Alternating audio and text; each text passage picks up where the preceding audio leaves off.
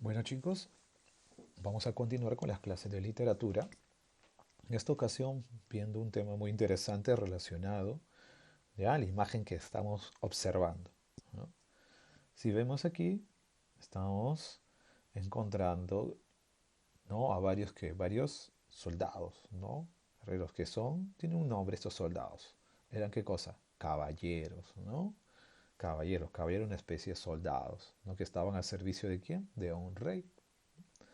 Entonces, en la etapa o de la literatura española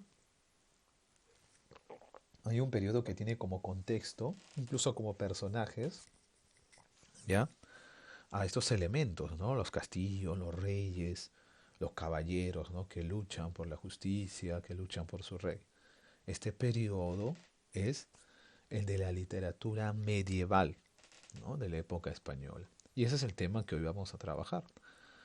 Vamos a encontrar desde los inicios, ¿no? Cómo se va formando, ¿no? En España las primeras manifestaciones literarias, las primeras formas de escritura, ¿no? Las primeras narraciones épicas, los primeros versos.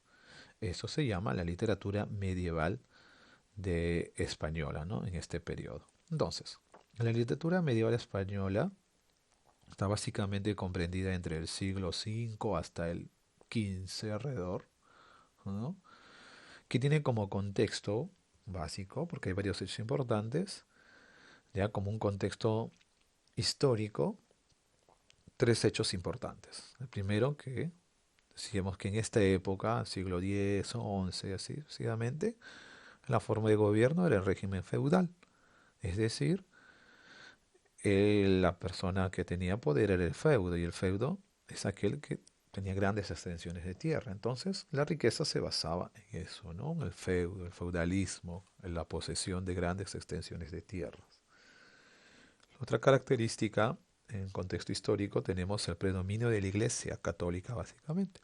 Aquí otro agente de poder era la Iglesia. Ellos tenían gran influencia en lo que era la literatura, las artes, ya que proporcionaba protección, alimentación a los artistas bajo la condición de que sus obras estén relacionadas o sujetas a las normas de su doctrina.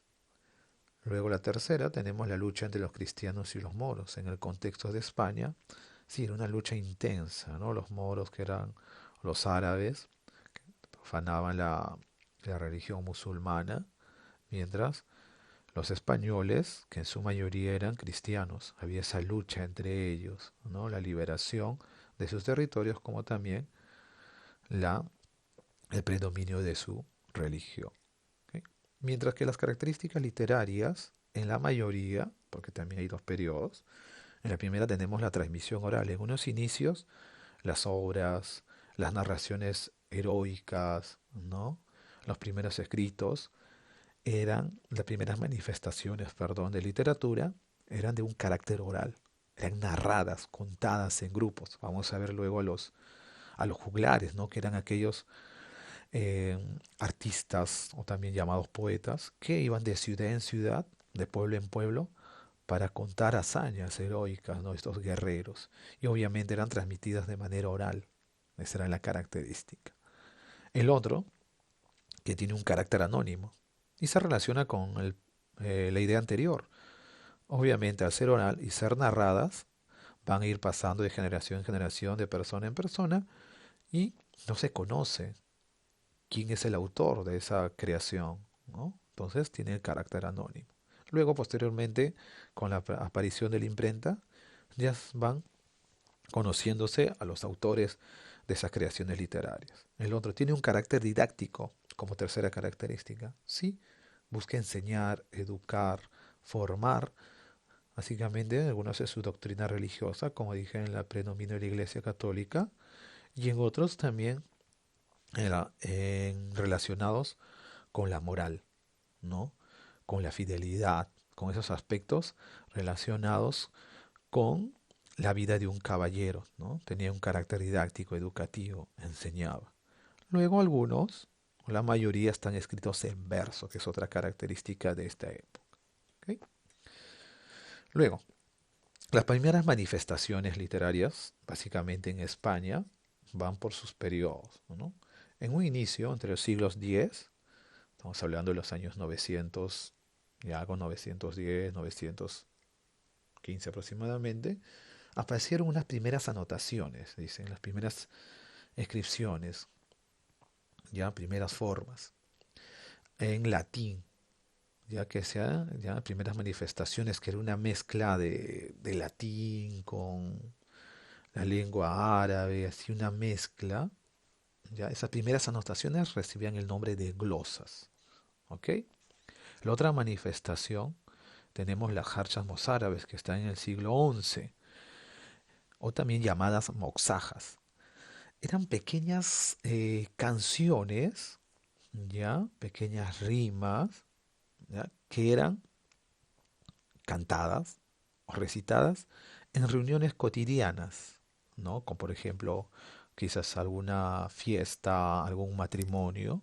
En esos contextos es que se recitaban estas jarchas mozárabes y tienen un origen, ¿no?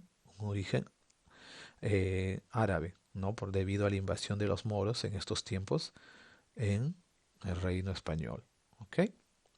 La tercera manifestación, que ya también llega a ser años después masiva, que es el Mester de Juglaría en el siglo XII, ¿ya? Que tenía como principal difusor de esta forma literaria a los juglares. Los juglares vendrían a ser una especie de poetas, ¿no? Poetas, narradores de ese tiempo que iban de pueblo en pueblo, como lo mencioné, de ciudad en ciudad, contando las grandes hazañas.